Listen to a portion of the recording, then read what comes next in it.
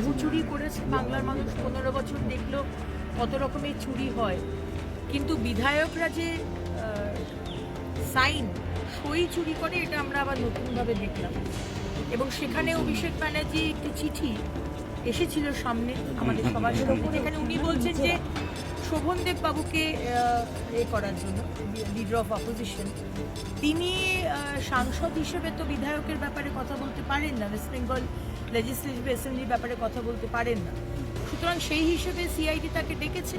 এবং তিনি যদি মনে করে থাকেন যে তিনি পালিয়ে বেড়াবেন তার শিষ্য পুষ্পার মতো, গতকাল পুষ্পাকে যেরকম ধরা হয়েছে নেপাল বর্ডার থেকে, আমি জানি না এত সাহস,